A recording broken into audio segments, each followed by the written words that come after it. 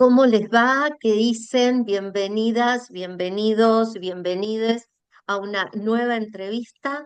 Hoy estamos con la doctora María Leonor Xavier de Lisboa, que ella nos va a compartir su derrotero por la filosofía medieval, sus investigaciones, sus publicaciones, una gran amiga, una gran colega a quien le damos la bienvenida al grupo GIEM Filosofía. Bienvenida, querida Leonor.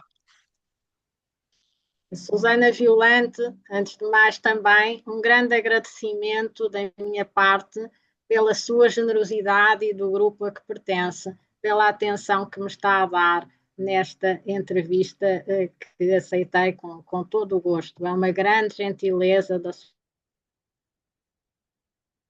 sua parte e do grupo de investigação a que pertence. Pois bem, como é que eu cheguei à filosofia? Pensando nisso, foi sempre a minha primeira opção. Nunca tive uma outra opção. Desde muito jovem, quando tive a oportunidade de enverdar e de escolher os estudos universitários, quando fiz a minha admissão à universidade, só houve aí uma segunda opção, porque tive de fazer o exame de admissão à universidade e com medo de chumbar, mas o objetivo era filosofia, com medo de chumbar, eu pensei numa segunda opção, que era restauro de coisas antigas, porque eu tinha jeito para restaurar pequenas antiguidades em casa. E então foi assim o plano B que me surgiu nessa altura, mas não cheguei a enverdar por aí porque passei no exame e entrei na universidade para filosofia como queria. Porquê é que foi sempre essa a minha primeira opção? Ocorre-me sempre esta memória, esta recordação. Conheci, tinha então muita estima por uma pessoa de formação técnica em engenharia e que eu estimava muito, devo dizer, mas que disse algo que me pareceu uma enormidade, no sentido de ser uma coisa inaceitável. Disse que a partir do momento em que se inventou a fotografia, já não era preciso a pintura. Aquela afirmação, aquela afirmação pareceu-me de facto inaceitável e fez-me pensar que uma formação técnica, por muito aprofundada que era, porque a pessoa era muito competente na sua área especializada, não o impedia de dizer coisas como esta.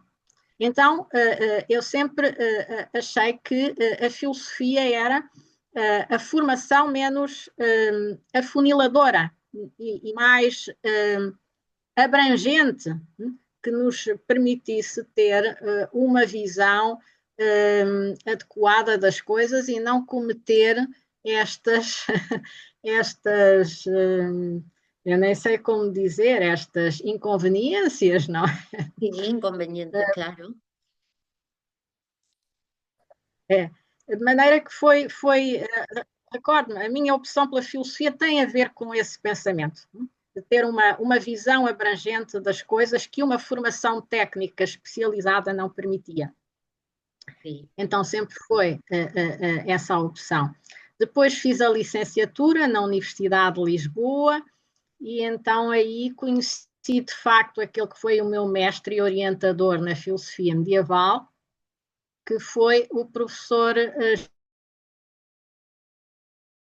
Joaquim Cerqueira Gonçalves, que ainda está vivo, ainda está entre nós, e que me introduziu de facto nessa área, foi de uma maneira muito livre, muito à maneira dele, mas foi assim que eu entrei. Depois fiz o mestrado com ele sobre Santo Agostinho, o De Magistro de Santo Agostinho. Ah, sí, sí, sí.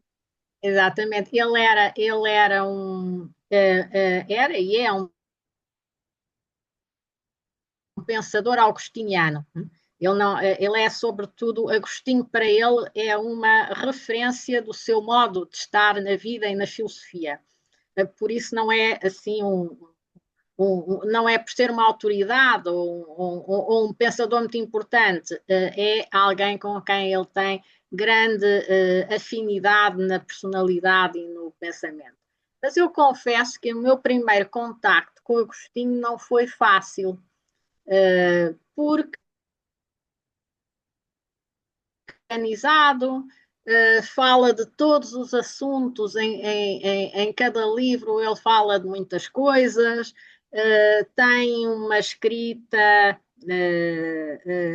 enfim, muito expansiva. E não foi e difícil de dominar, obviamente, porque ele tem uma obra, ele próprio não controlou a obra que fez, não é? Que produziu, ele próprio perdeu livros e depois corrigiu muitas coisas que disse, não é? Portanto, ele próprio não tinha domínio da sua própria obra, portanto, quanto mais os intérpretes, por muito especializados que sejam, é sempre uma grande dificuldade, apesar de estar muito estudado, é verdade. Mas não foi fácil esse meu primeiro contacto com Agostinho, mas a verdade é que o meu professor e mestre me ensinou também a gostar de Agostinho, a ler Agostinho e, sobretudo, a perceber, e eu hoje isso reconheço, tanto que Agostinho também se tornou para mim uma referência de pensamento. Eu reconheço isso, que é a humanidade de Agostinho. Agostinho percebeu em profundidade o ser humano. E por isso é que as pessoas aderem tanto a ele, às vezes também para o contradizer, mas é porque ele fala fundo às pessoas. E esse eu julgo que é o segredo da universalidade de Agostinho. E maneira que isso eu aprendi com o tempo, e ainda hoje naquilo que escrevo, a presença de Agostinho se faz sentir por isso. Portanto, não foi um autor a que eu tivesse aderido de imediato, mas aprendi a gostar e a conviver com a obra dele. Mas isso, pronto, foi no mestrado, depois entrei como assistente na universidade, na Faculdade de Letras, naquela ainda, e fazíamos ainda a formação já dentro da universidade.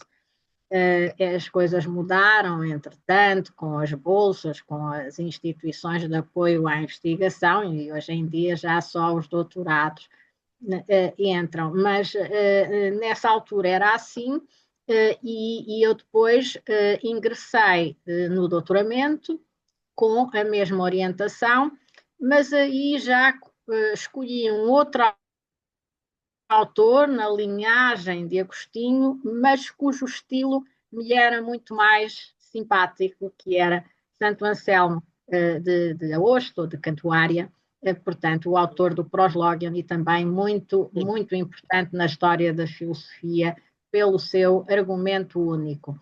E Anselmo tem sido, desde então até hoje, um ponto, uma âncora do meu percurso académico. Sempre volto a ele e sempre descubro coisas novas nas entrelinhas do seu texto. Mas é claro que é um texto muito mais sintético, muito mais económico. Anselmo só utiliza as palavras que precisa para dizer o que quer, nunca mais. Quer dizer, é muito diferente o estilo de Anselmo do de Agostinho. Mas foi mais fácil para mim afeiçoar-me a Anselmo. E é de facto um pensador, e é um pensador curioso também, porque é um pensador augustiniano, mas que, no respeito pela autoridade de Agostinho, vai tecendo as suas diferenças subtilmente, relativamente a Agostinho. Eu acho isso muito interessante acerca da relação entre mestre e discípulo. É que um discípulo, verdadeiramente, não é aquele que repete criticamente o que diz o mestre, mas é aquele que sabe, na mesma linhagem, afirmar a sua personalidade filosófica. Porque eu julgo que os filósofos efetivamente são autores e são personalidades únicas e por isso é que nós aprendemos com eles. E, portanto, este foi o meu percurso de formação. Depois tenho continuado sempre a lecionar na Faculdade de Letras e aí tenho feito a minha carreira académica. Sí, Gostava de mencionar nessa carreira, sí, agora mostrando um pouco as minhas preferências temáticas, sí, porque naturalmente ligado a estes autores e àquela necessidade de ter uma perspectiva abrangente das coisas, o tema de Deus sempre foi para mim central em filosofia. ajá, É sí, um tema que normalmente as pessoas associam à religião e consideram que a filosofia aborda por influência da religião, mas eu, sí, tanto quanto mais leio, aprofundo e ouço as pessoas que sabem da patrística e daqueles, ainda no sí, outro dia a conferência do Dr. Albino mostrou isso, as pessoas muito informadas sobre aqueles primeiros séculos do cristianismo sí, e sobre a filosofia antiga, tardia, e sobre a filosofia grega, na sua tradição, sí, o que eu vou percebendo é que a questão de Deus é uma questão antiga, filosófica e grega. É a questão do sí, primeiro princípio. E essa é uma questão grega. É uma questão grega. sí, Portanto, eu diria que a filosofia medieval não tratou de Deus apenas por influência da religião, mas também por imperativo da tradição filosófica grega. sí, totalmente de acuerdo, sí, sí, sí, E por isso, a busca ay, do primeiro princípio tem a ver com esse desígnio filosófico de busca de uma visão abrangente das coisas. Então, eu tive a oportunidade de, entre os anos 2006 e 2008, sim, 2006, mas foi até 2011, de desenvolver um projeto financiado pela FCT, que era, agora vai mudar de nome, mas a instituição que financia a investigação em Portugal, um projeto intitulado A Questão de Deus, História e Crítica, que visava construir duas obras que foram sí, efetivamente feitas, uma dedicada à história da questão de Deus, exatamente desde os gregos até aos nossos dias. Eu não tinha propriamente um plano sistemático para a obra, mas à medida que eu falava do meu projeto com as pessoas com quem ia contactando, se eu tivesse conhecido a Susana nessa altura, ela ia atrair para o projeto também, as pessoas iam aderindo. E eu consegui, na altura, juntar cerca de 80 pessoas neste ah, projeto. É, bien, sí, foi, e é exatamente este projeto que deu origem, portanto, a 3 volumes físicos e que tem um blog disponível na internet que tem o índice, os índices das obras e a informação toda sobre o projeto e que eu gostaria de mostrar se fosse sí, cómo possível. no, Vou tentar un placer. depois, mas se calhar vamos ter de levar um caminho mediado, porque eu vou tentar partilhar, mas por meio de outro site, que eu explico já. Entretanto, pois eu vou.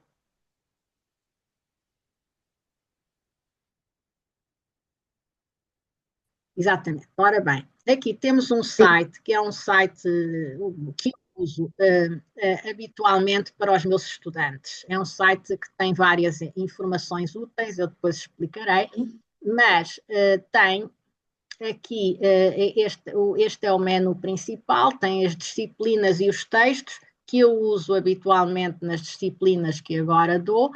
Sí, Ele é atualizado anualmente, depois podemos ir aí, e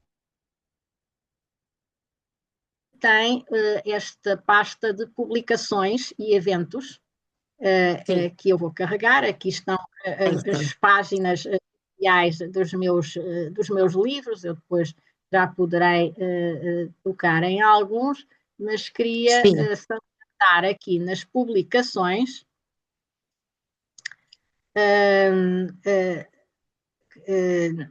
exatamente aqui na coordenação de obras coletivas, sí, sí, sí, la já coordinación de temos las aqui os obras volumes da colectivas. questão de Deus. Sí, Exatamente, exatamente. Aqui sí, temos, está por ordem inversa à cronológica, porque agora nós temos que valorizar ah, sempre mais o que fazemos agora do que antes, mas, portanto, este foi o primeiro este foi o segundo, sendo que este primeiro tem 2 volumes. E eu vou então agora carregar aqui para ver se nos dá. sí, la Já está. O presentación. blog, já Ajá, temos sí, o blog. cuestiones de Dios histórica y crítica, sí, Exatamente, que tinha este logotipo e que tem aqui esta así, informação. Este projeto foi bem recebido na FCT, como foi concluído, e foi concluído com a nota máxima, como aliás diz aqui na avaliação final, em 2011, exatamente. O relatório final aprovado e teve esta sí, menção muito positiva. Ora bem, como é que o projeto foi orientado, foi desenvolvido? Nós tivemos uma fase presencial em que organizámos seminários e, portanto, convidámos sí, as pessoas para irem, e depois esses textos que as pessoas apresentavam, em princípio, seriam publicados em volume, e aqui já começávamos a ter uma certa planificação. Portanto, tivemos este conjunto de seminários que deram origem à obra em 2 volumes e que teve esta primeira apresentação. Eu tenho aqui os meus colaboradores, mas esta é a obra que foi apresentada aqui na FNAC, numa livraria de Lisboa, em Vasco da Gama, exatamente. E são os 2 volumes, sí, o primeiro e o segundo volume. E depois, pronto, depois continuou, aqui está todo o índice, portanto, todos os títulos sí, dos qué artigos, com os bien, la autores, cuestión, e depois tivemos a sí, segunda obra, esta já foi menor, porque já foi só as pessoas que quisessem desenvolver ensaios filosóficos sobre a questão, hoje, porque o propósito é esse. Portanto, os volumes azuis cobriam toda a história da filosofia. Este pretendeu dar conta do pensamento pessoal de cada um sobre a questão. Mas aqui houve por timidez, aqui houve menos adesão, o que é natural também, mas mesmo assim teve uma boa adesão e temos aqui também os vários autores. Teve uma boa recensão aqui foi uma boa recensão que está aqui.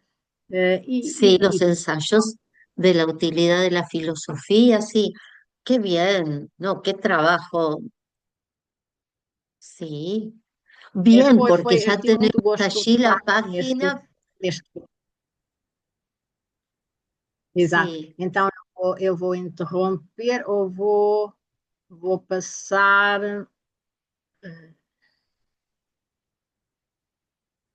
Vou interromper o compartilhamento. Pronto. Eu vou só tentar, pois agora está na outra. no, un trabajo interesantísimo, Leonor, y además sale muy claro dónde está la página para Peço poder desculpa, vou buscarla. y utilizarla como bibliografía, sí, sí, totalmente. Exatamente. Eu vou. Pronto. Exato. Pronto. Muito bem. Exato, pois era isso que eu gostava de mostrar. Depois, gostava, eu vou só tentar aqui, agora, pronto, paciência, não faz mal, não faz mal. Pronto, depois deste projeto, o tema da questão de Deus continua. Aliás, os estudos que eu fiz para este projeto foram de alguma maneira preparatórios para textos que eu fiz depois. Eu estou, sobretudo, a mim também é muito importante, no caso da filosofia medieval, que o círculo restrito dos especialistas que a Sí, conhecem e que a respeitam, porque fora desse círculo ela ainda não é respeitada, ainda hoje. Ainda sí, hoje é uma filosofia menor. Quem não a conhece, por exemplo, quem trabalha em filosofia contemporânea, por exemplo, quanto muito vai até à filosofia moderna para procurar, por exemplo, a origem da filosofia da consciência, vai até Locke. A origem da ética das virtudes vai até à filosofia antiga e a Aristóteles. A filosofia medieval é que não, como se não existisse. A mim preocupa-me o diálogo do pensamento hoje, porque nós pensamos hoje, e obviamente somos também um reflexo do nosso tempo, do pensamento hoje com a filosofia medieval. Porque há um aspecto do meu interesse pela filosofia medieval que me parece também importante salientar, que é o facto que a filosofia medieval é importante porque é boa, porque é profunda, pela sí, sua qualidade intrínseca, porque ela vale. E em relação, por exemplo, à filosofia contemporânea, que eu vejo tão pulverizada em disciplinas, sí, tão departamentada, sí. Muy, muy a departamentada, muy filosofia antiga dividida, e muy a filosofia separada. medieval, né? Sí, Exatamente, exatamente, compensam-nos dessas lacunas. E então, há dois trabalhos que eu gostava de salientar, que eu fiz, que fazem de alguma maneira essa ponte. Um deles foi a lição da minha agregação, do meu exame de sí, agregação na carreira universitária, depois para, sí, de é um graduación. título a que nós Ujú, podemos habilitar-nos, o chamado sí, habilitação ao título de agregado, que eu fiz em sí, 2011 e escolhi como tema da minha lição o argumento anselmiano, porque tinha um tema claro, caro, mas pensei o argumento anselmiano, a questão do argumento anselmiano, pensada como uma questão disputada à maneira sí, escolástica. E então adotei a questão disputada como um modelo de análise das diversas interpretações, as principais, claro, aquelas que eu considerei serem determinantes, interpretações do argumento anselmiano. E sí, então, essa é a questão do argumento anselmiano, dividida em 3 artigos. sí, O primeiro, artigos como uma questão escolástica. A primeira pergunta se a existência de Deus é derivável da sua essência, é uma afirmação derivável do conhecimento da essência. Se o argumento é um argumento a priori, essa sí, questão que temos de Kant, e se esta é a mais complicada, porque é uma interpretação que surgiu no século XX, na revista Mind, nos anos 80, se o argumento anselmiano dá origem a um argumento simétrico a favor de um Deus absolutamente mau. E é o argumento monológico, chamam a isso. É mais, Sí. é mais do que um demónio. E eu, quando refleti sobre essa possibilidade, levei a sério, porque não é jogo lógico. E então refleti muito sobre isso, e esse é o terceiro artigo, que é a possibilidade do argumento anselmiano dar origem a um argumento, ou permitir, não que Anselmo queira, o tenha querido, mas permitir um argumento simétrico Ajá, de algo absolutamente mau. E, portanto, permitir, no fundo, dar um caminho a um ressurgimento do manicaísmo, do claro, dualismo manicaísta. claro. E isso perturbou-me muito, mas levei muito isso a sério. Depois fiz um trabalho a seguir para perceber como é que isso foi possível, o século XX ter esta interpretação do argumento anselmiano, através de um argumento, ou seja, pensá-lo como dando origem a um argumento simétrico. E uma das coisas que eu reparei é que toda a tradição sempre viu o bem em conjugação com o ser, mesmo se o bem estivesse acima do ser, mas sempre em conjugação com o ser. E no pensamento contemporâneo essa aliança desfez-se. Sí. Essa aliança desfez-se. E isso volta a pôr em questão, de facto, a fazer ressurgir, porventura, o manicaísmo. Esta foi Sí. Y que vivimos un poco, uma ¿no? En questão que, de sociedades facto, muito bastante me prendeu ao maniqueas, sí. último ano. Y la filosofía Exatamente. también, ¿no? Sofia também, é verdade, é verdade. Sí, Depois, gostava só também de salientar que nesta linha, agora mais tarde, já foi em 2023 que eu publiquei esse trabalho, mas é um trabalho que eu também gosto muito e que eu me sinto bem nele, que é um trabalho sobre São Tomás de Aquino, portanto, vai a efeméride do São Tomás de sí, sí, sí, ahora 800 Aquino, que eu años, sí. publiquei na Revista Portuguesa de Filosofia, exatamente, no número 79, e que é um trabalho, porque eu também sempre gostei muito daquele texto de São Tomás de Aquino sobre a eternidade do mundo, e que é Sí, o texto, enfim, que corre mais o risco de heresia em São Tomás de Aquino. É o texto em que ele procura conciliar e julgo que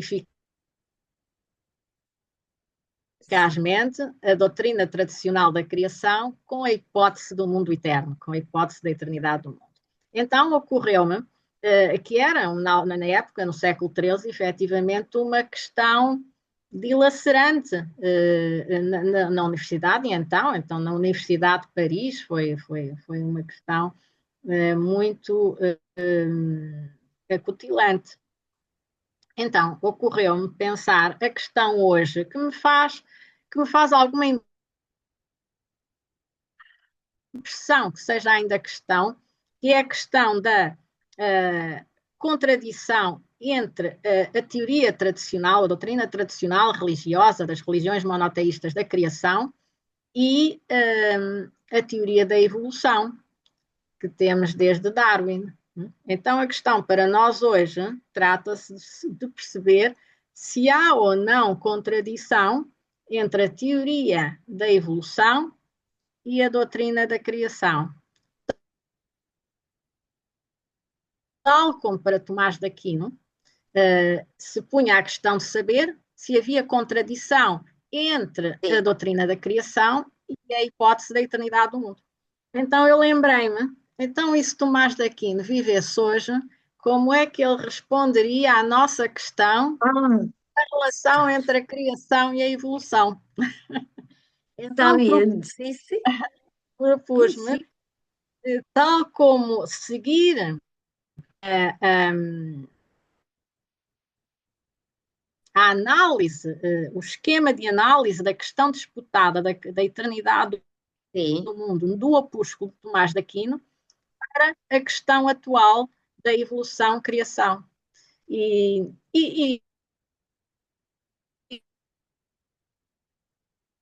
Ay, se entre corta. Ahí está. Se cortó unos segundos. Sí.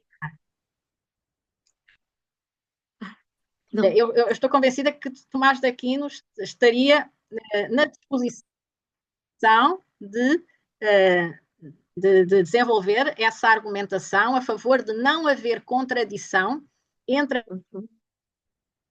a evolução e a criação. E, portanto, essa foi o objeto do meu trabalho. Isto para mostrar que a filosofia medieval nos pode ser muito útil e pertinente para encararmos as grandes Ah, questões do nosso tempo. E, portanto, não pode ficar arredada só para o círculo dos especialistas. Essa é muito a minha preocupação hoje. Depois, sí.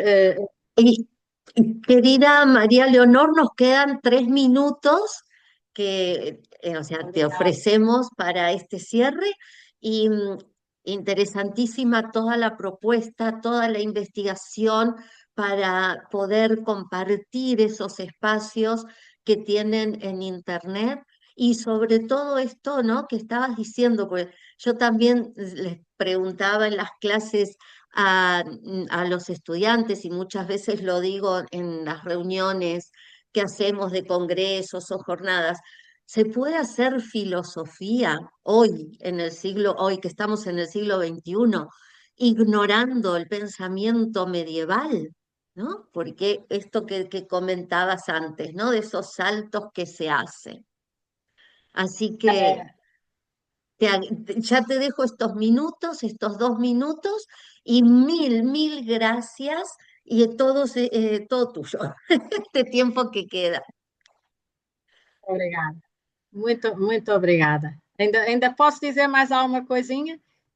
Não, Sí, fazer filosofia sem a filosofia medieval é fazer filosofia de uma maneira certamente muito mais pobre do sí, que se tivesse o conhecimento da filosofia medieval. Eu julgo que isso tal cual.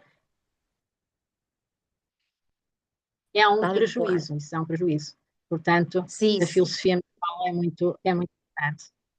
E mais uma vez, isto mostra, eu sabe, antes desta entrevista, eu julgava que não ia conseguir preencher o tempo todo, mas agora, mas agora fico pronto que continuaria, o que mostra, talvez seja um pouco a minha paixão pela filosofia, e porque de facto, quando começo a falar dela, Sí, depois dificilmente me calo. É apenas a expressão da minha paixão, apesar de eu não ser uma pessoa muito extrovertida nas suas paixões, mas a verdade é que a filosofia mexe comigo. Muito obrigada, Susana. Foi um gosto imenso partilhar este tempo consigo e com todos os ouvintes. Muito grata, muito agradecida.